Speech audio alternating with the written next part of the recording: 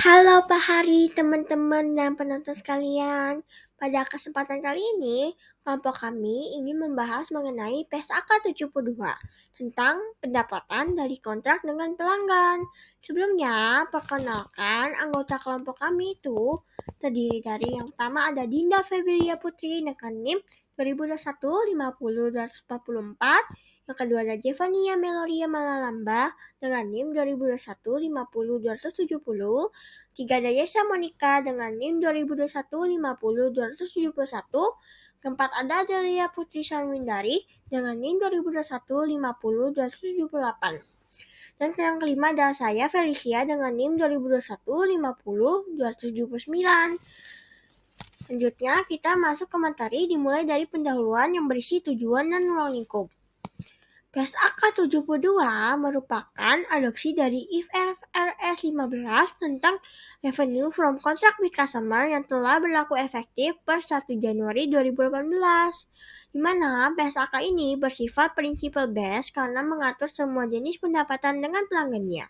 Tujuannya itu untuk menetapkan prinsip yang diterapkan entitas untuk melaporkan informasi yang berguna kepada pengguna laporan keuangan tentang sifat, jumlah, waktu, dan ketidakpastian pendapatan dan arus kas yang timbul dari kontrak dengan pelanggan. Dan untuk mencapai tujuan tersebut, entitas harus mengakui pendapatan, mempertimbangkan syarat kontrak, dan mengatur akuntansi untuk kontrak individual dan portfolio kontrak. Sedangkan untuk ruang lingkupnya itu diterapkan untuk seluruh kontrak dengan pelanggan, kecuali kontrak sewa dalam ruang lingkup PSAK 73, kontrak asuransi dalam ruang lingkup PSAK 62, instrumen keuangan dan hak atau kewajiban kontraktual lain dalam ruang lingkup PSAK 71, PSAK 65, PSAK 66, PSAK 4, PSAK 15, serta pertukaran non-moneter antara entitas dalam bisnis yang sama untuk memfasilitasi penjualan kepada pelanggan atau pelanggan potensial. Selanjutnya, kita masuk ke bagian pengakuan, di mana di sini ada 5. Yang pertama, mengidentifikasi kontrak.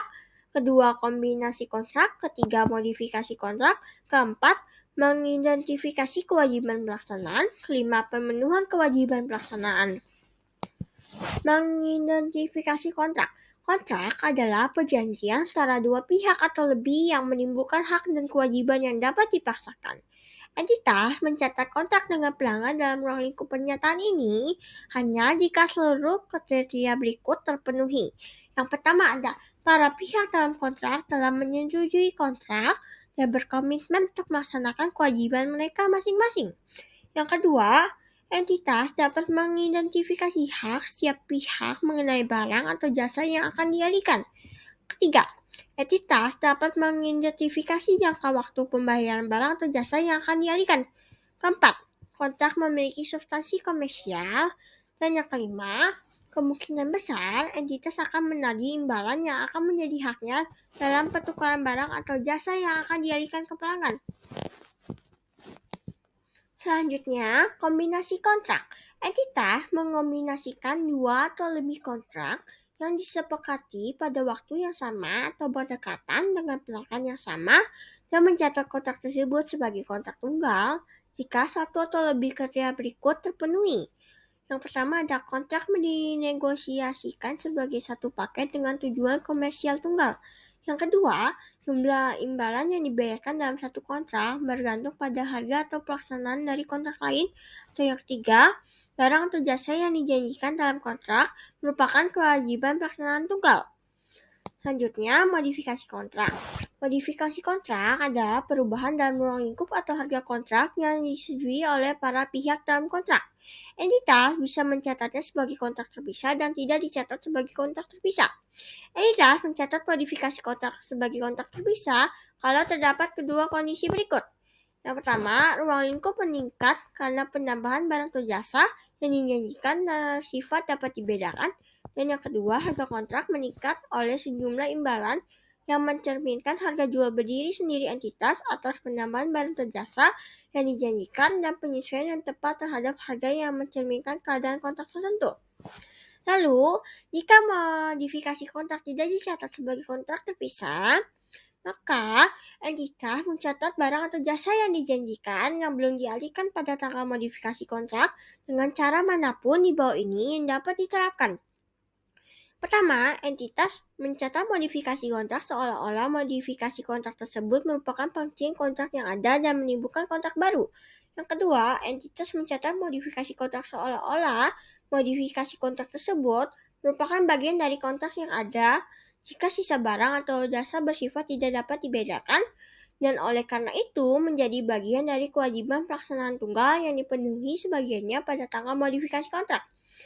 Selanjutnya, ada mengidentifikasi kewajiban pelaksanaan.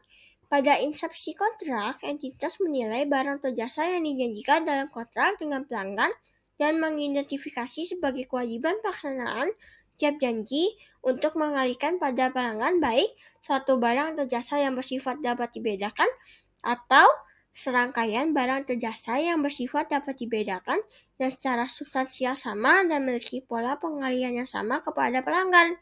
Baik, sekian dari saya. Selanjutnya akan dijelaskan oleh teman saya. Yang selanjutnya itu ada barang atau jasa yang bersifat dapat dibedakan. Barang atau jasa yang dijanjikan kepada pelanggan bersifat dapat dibedakan jika kedua kriteria berikut terpenuhi.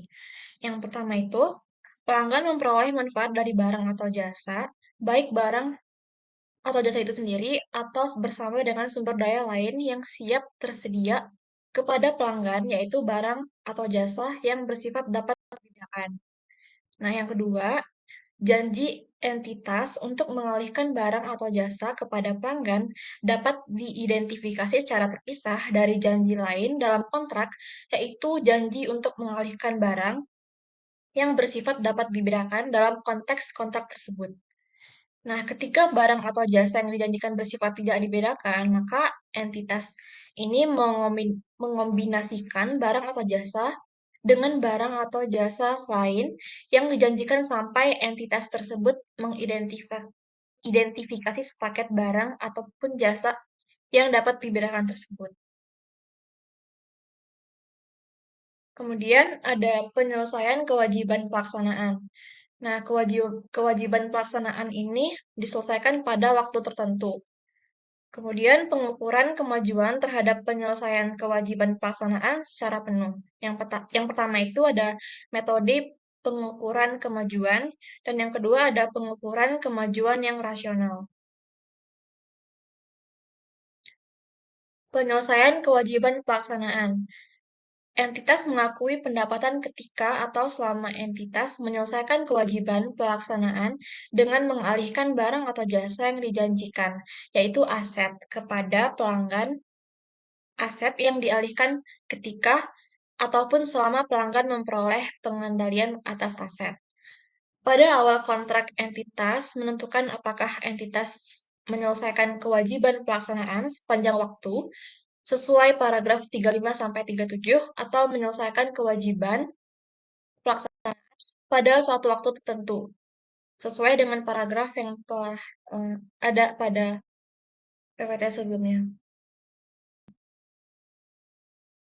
Kemudian ada kewajiban pelaksanaan yang diselesaikan sepanjang waktu atau performance obligation over time.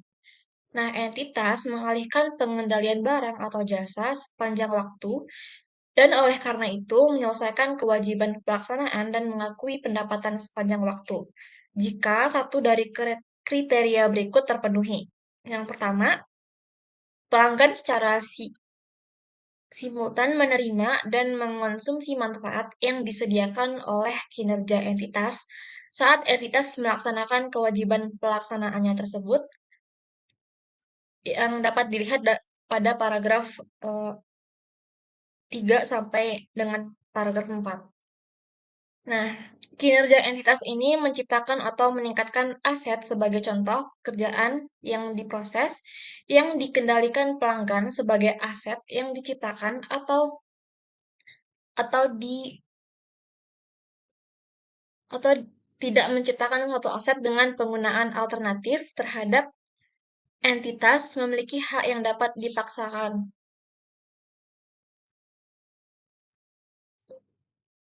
Kemudian kewajiban pelaksanaan yang diselesaikan pada waktu tertentu atau performance obligation at a point in time.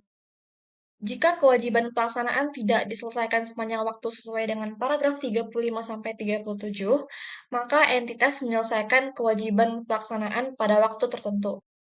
Sebagai tambahan, entitas mempertimbangkan indikator pengalihan pengendalian yang mencakup tetapi tidak terbatas pada hal berikut. Yang pertama, entitas memiliki hak kini atas pembayaran aset. Kedua, pelanggan memiliki hak kepemilikan legal atas aset.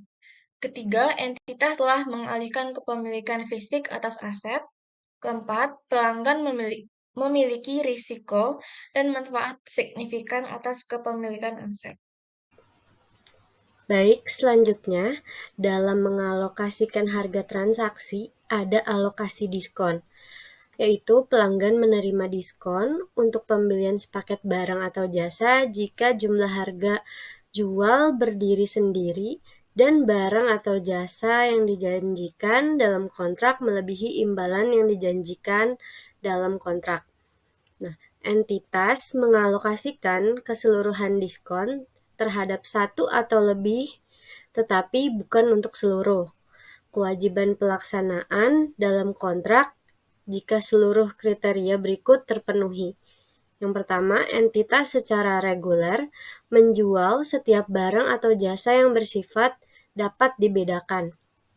Yang kedua, entitas juga secara reguler menjual dengan basis berdiri sendiri, sepaket, dan beberapa barang atau jasa yang bersifat dapat dibedakan dengan diskon terhadap harga jual berdiri sendiri, barang atau jasa dalam setiap paket. Yang ketiga, diskon yang dapat diatribusikan kepada setiap paket barang atau jasa. Selanjutnya ada alokasi imbalan variabel, yaitu imbalan variabel yang dijanjikan dalam kontrak dapat diatribusikan terhadap seluruh kontrak atau bagian spesifik dari kontrak seperti salah satu hal berikut ini. Yang pertama, satu atau lebih tetapi bukan seluruh kewajiban pelaksanaan dalam kontrak. Sebagai contoh, bonus dapat menjadi kontingen pada entitas yang mengalihkan barang atau jasa yang dijanjikan dalam periode waktu tertentu.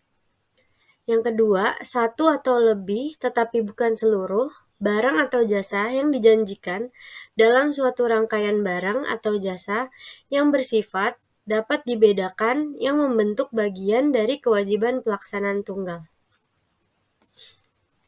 Lalu selanjutnya, ada perubahan dalam harga transaksi. Entitas mengalokasikan ke dalam kewajiban pelaksanaan dalam kontrak perubahan selanjutnya atas harga transaksi dengan dasar yang sama dengan pada awal kontrak. Entitas mencatat perubahan dalam harga transaksi sebagai hasil dari modifikasi kontrak.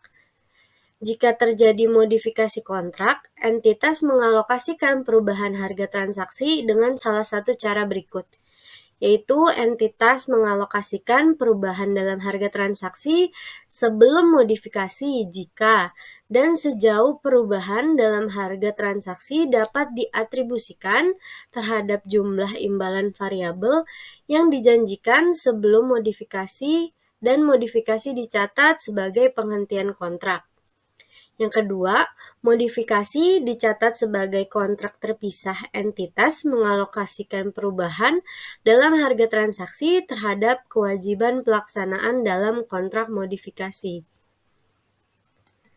Selanjutnya ada biaya kontrak. Biaya kontrak ini terbagi menjadi 3, yaitu ada biaya inkremental atas perolehan kontrak, biaya pemenuhan kontrak, dan amortisasi dan penurunan nilai. Biaya inkremental atas perolehan kontrak. Entitas mengakui biaya inkremental atas perolehan kontrak dengan pelanggan sebagai aset jika entitas memperkirakan untuk memulihkan biaya tersebut. Biaya inkremental atas perolehan kontrak adalah biaya yang terjadi untuk memperoleh kontrak dengan pelanggan yang tidak akan terjadi jika kontrak belum dipenuhi. Sebagai contohnya adalah komisi penjualan. Biaya untuk memperoleh kontrak yang terjadi tanpa memperhatikan apakah kontrak yang diperoleh diakui sebagai beban ketika terjadi, kecuali biaya tersebut secara eksplisit dapat dibebankan ke pelanggan tanpa memperhatikan apakah kontrak diperoleh. Selanjutnya ada biaya pemenuhan kontrak. Jika biaya yang terjadi dalam memenuhi kontrak dengan pelanggan tidak berada dalam ruang lingkup, entitas mengakui sebagai aset atas biaya yang terjadi untuk memenuhi kontrak hanya jika biaya tersebut memenuhi seluruh kriteria di bawah ini. Yang pertama, biaya berkaitan secara langsung dengan kontrak atau untuk kontrak yang diantisipasi dapat diidentifikasi secara spesifik oleh entitas. Sebagai contoh, biaya yang berkaitan dengan jasa yang disediakan dalam pembaruan kontrak yang ada atau biaya merancang atau cost of designing, yaitu aset untuk dialihkan dalam kontrak spesifik yang belum disetujui. Yang kedua, biaya menghasilkan atau meningkatkan sumber daya entitas yang akan digunakan dalam pemenuhan atau dalam melanjutkan pemenuhan kewajiban pelaksanaan di masa depan. Dan yang ketiga adalah biaya diharapkan dapat dipulihkan. Selanjutnya ada amortisasi dan penurunan nilai. Aset diakui amortisasi dengan dasar sistematik yang konsisten dengan pengalihan kepada pelanggan atas barang atau jasa yang berkaitan dengan aset. Aset dapat berkaitan dengan barang atau jasa yang dialihkan dalam kontrak yang diantisipasi spesifik. Entitas memutakhirkan amortisasi untuk mencerminkan perubahan signifikan dalam waktu yang diperkirakan entitas atas pengalihan barang atau jasa kepada pelanggan yang berkaitan dengan aset. Perubahan tersebut dicatat sebagai perubahan dalam estimasi akuntansi sesuai dengan PSAK nomor 25, yaitu kebijakan akuntansi, perubahan estimasi akuntansi, dan kesalahan. Entitas mengakui rugi penurunan nilai dalam laba rugi jika jumlah tercatat aset yang diakui, yaitu jumlah sisa dari imbalan yang diharapkan entitas untuk diterima dalam pertukaran barang atau jasa yang berkaitan dengan aset dikurangi. Kedua, biaya yang berkaitan langsung dengan penyediaan barang atau jasa yang belum diakui sebagai beban. Baik, selanjutnya akan dijelaskan oleh teman saya, Adelia Putri. Sebagaimana keadaan berubah sepanjang waktu, entitas memutakhirkan pengukuran kemajuan untuk mencerminkan perubahan apapun dalam hasil kewajiban pelaksanaan. Perubahan terhadap pengukuran kemajuan entitas dicatat sebagai perubahan estimasi akuntansi sesuai dengan PSAK 25, yaitu kebijakan akuntansi, perubahan estimasi akuntansi, dan kesalahan. Selanjutnya, pengukuran kemajuan secara wajar. Entitas mengakui pendapatan atas kewajiban pelaksanaan yang dipenuhi sepanjang waktu hanya jika entitas dapat mengukur kemajuan secara wajar terhadap penyelesaian penuh atas kewajiban pelaksanaan. Entitas tidak akan dapat mengukur kemajuan secara wajar jika entitas tidak memiliki informasi andal yang disyaratkan untuk menerapkan metode pengukuran kemajuan yang sesuai. Nah, dalam beberapa keadaan, entitas mungkin tidak dapat mengukur hasil kewajiban pelaksanaan secara wajar, tapi entitas memperkirakan untuk memulihkan biaya yang terjadi dalam memenuhi kewajiban pelaksanaan. Dalam keadaan tersebut, entitas mengakui pendapatan hanya sejumlah biaya yang terjadi sampai waktu tertentu, di mana entitas dapat mengukur hasil kewajiban pelaksanaan secara wajar. Materi selanjutnya yaitu pengukuran. Nah, pengukuran ini ada 3. Yang pertama itu menentukan harga transaksi, yang kedua mengalokasikan harga transaksi terhadap kewajiban pelaksanaan, dan yang ketiga perubahan dalam harga transaksi. Materi selanjutnya yaitu pengukuran. Yang pertama itu menentukan harga transaksi. Entitas mempertimbangkan syarat kontrak dan praktik bisnis umum entitas untuk menentukan harga transaksi. Nah, harga transaksi ini yaitu jumlah imbalan yang diperkirakan menjadi hak entitas dalam pertukaran untuk mengalihkan barang atau jasa yang dijanjikan kepada pelanggan, tidak termasuk jumlah yang ditagih atas nama pihak. Nah, ketika menentukan harga transaksi, entitas ini mempertimbangkan dampak dari seluruh hal berikut. Yang pertama itu imbalan variabel, yang kedua estimasi pembatas imbalan variabel, yang ketiga itu keberadaan komponen pendanaan signifikan dalam kontrak, yang keempat itu imbalan non-kas, dan yang kelima utang imbalan kepada pelanggan. Yang pertama itu imbalan variabel. Jika imbalan yang dijanjikan dalam kontrak mencakup jumlah variabel, maka entitas mengestimasi jumlah imbalan yang akan menjadi hak entitas dalam pertukaran untuk mengalihkan barang atau jasa yang dijanjikan kepada pelanggan.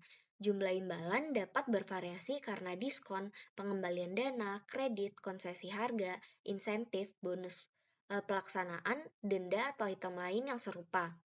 Entitas menerapkan satu metode secara konsisten di seluruh kontrak ketika mengestimasi dampak ketidakpastian pada jumlah imbalan variabel yang menjadi hak entitas. Yang kedua itu estimasi pembatas imbalan variabel. Dalam menilai apakah kemungkinan besar pengembalian signifikan atas jumlah pendapatan kumulatif yang telah diakui tidak akan terjadi saat ketidakpastian terkait dengan imbalan variabel selanjutnya diselesaikan, entitas mempertimbangkan kemungkinan dan besarnya pengembalian pendapatan. Pada setiap akhir periode pelaporan, entitas memutakhirkan harga transaksi estimasian untuk mempresentasikan secara tepat keadaan kini pada akhir periode pelaporan dan perubahan keadaan selama periode pelaporan. Yang ketiga itu keberadaan komponen pendapatan signifikan dalam kontrak. Dalam menentukan harga transaksi, entitas menyesuaikan jumlah imbalan yang dijanjikan terhadap dampak nilai waktu uang jika waktu pembayaran yang disepakati oleh para pihak dalam memberikan pelanggan atau entitas manfaat signifikan berupa pendanaan atas pengalian barang atau jasa kepada pelanggan. Tujuannya yaitu agar entitas mengakui pendapatan pada jumlah yang mencerminkan harga yang akan dibayar oleh pelanggan atas barang atau jasa yang dijanjikan jika pelanggan telah membayar secara kas barang atau jasa tersebut. Yang keempat itu imbalan non-kas. Untuk menentukan harga transaksi untuk kontrak di mana pelanggan menjanjikan imbalan dalam bentuk selain kas, entitas mengukur imbalan non-kas pada nilai wajar. Nilai wajar imbalan non-kas dapat bervariasi karena bentuk imbalan. Jika pelanggan memberikan kontribusi barang atau jasa untuk memfasilitasi pemenuhan kontrak entitas, maka entitas menilai apakah entitas memperoleh pengendalian atas barang atau jasa yang dikontribusikan. Jika demikian, entitas mencatat barang atau jasa yang dikontribusikan sebagai imbalan non-kas yang diterima pada pelanggan. Yang terakhir, utang imbalan kepada pelanggan. Utang imbalan kepada pelanggan mencakup jumlah kas yang dibayar entitas atau diperkirakan untuk dibayar kepada pelanggan. Utang imbalan kepada pelanggan juga mencakup kredit atau item lain yang dapat diterapkan terhadap jumlah terutang kepada entitas. Jika utang imbalan kepada pelanggan adalah pembayaran dari pelanggan untuk barang atau jasa yang bersifat dapat dibedakan, maka entitas mencatat pembelian barang atau jasa dengan cara yang sama entitas mencatat pembelian lain dari pemasok. Yang kedua yaitu mengalokasikan harga transaksi terhadap kewajiban pelaksanaan. Tujuan ketika mengalokasikan harga transaksi adalah entitas mengalokasikan harga transaksi terhadap kewajiban pelaksanaan dalam jumlah yang menggambarkan jumlah imbalan yang diperkirakan menjadi hak entitas dalam pertukaran untuk mengalihkan barang atau jasa yang dijanjikan kepada pelanggan. Sekian presentasi dari saya, selanjutnya akan dijelaskan oleh rekan saya. Selanjutnya, saya akan membahas terkait penyajian.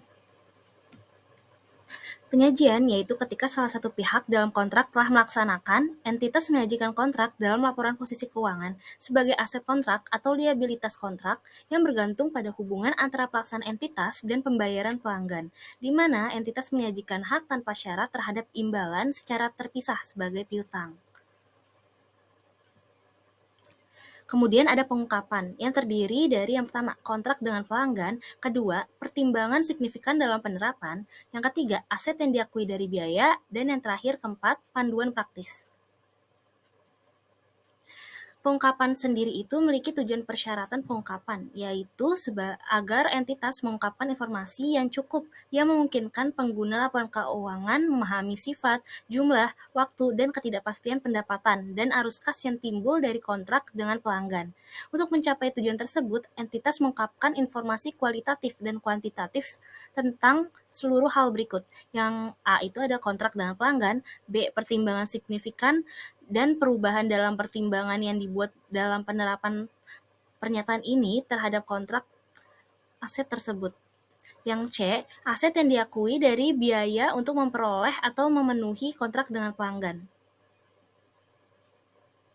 Kemudian untuk pengukurannya itu yang pertama kontrak dengan pelanggan, yaitu pemisahan pendapatan, saldo kontrak, kewajiban pelaksanaan, dan harga transaksi yang dialokasikan terhadap sisa kewajiban pelaksanaan. Kedua, pertimbangan signifikan dalam penerapan pernyataan ini, menentukan waktu penyelesaian kewajiban pelaksanaan, menentukan harga transaksi, dan jumlah yang dialokasikan untuk kewajiban pelaksanaan. Yang ketiga itu aset yang diakui dari biaya untuk memperoleh atau memenuhi kontrak dengan pelanggan.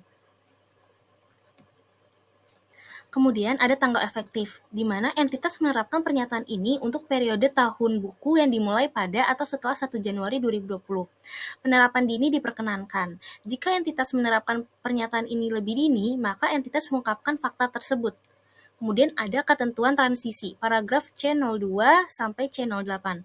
Entitas menerapkan pernyataan ini menggunakan satu dari dua metode berikut, yaitu secara retrospektif untuk setiap periode pelaporan sajian sebelumnya sesuai dengan PSAK 25, yaitu kebijakan akuntansi, perubahan estimasi akuntansi, dan kesalahan tunduk pada panduan atau expedience dalam paragraf C05.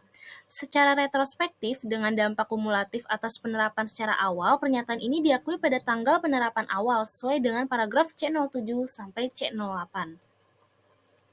Kemudian untuk pedoman penerapannya, A. Pemisahan pendapatan, B. Kewajiban pelaksanaan diselesaikan sepanjang waktu, paragraf PP2 hingga PP13, C. Metode untuk mengukur kemajuan terhadap penyelesaian kewajiban pelaksanaan secara penuh, paragraf PP14 sampai PP19, yang D itu penjualan dengan hak retur, paragraf PP20 hingga PP27, yang E itu garansi, paragraf PP28 hingga PP33, yang F, imbalan prinsipal dibandingkan dengan agen, paragraf PP34 hingga PP38.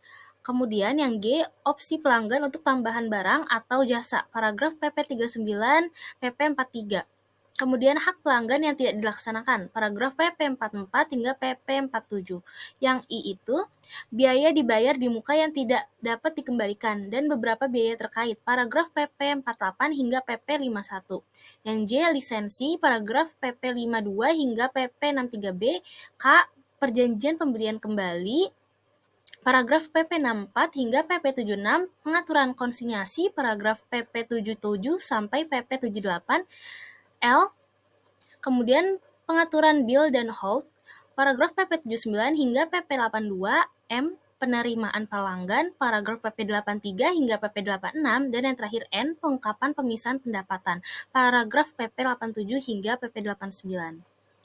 Sekian presentasi dari kelompok kami, kurang lebihnya mohon maaf, terima kasih.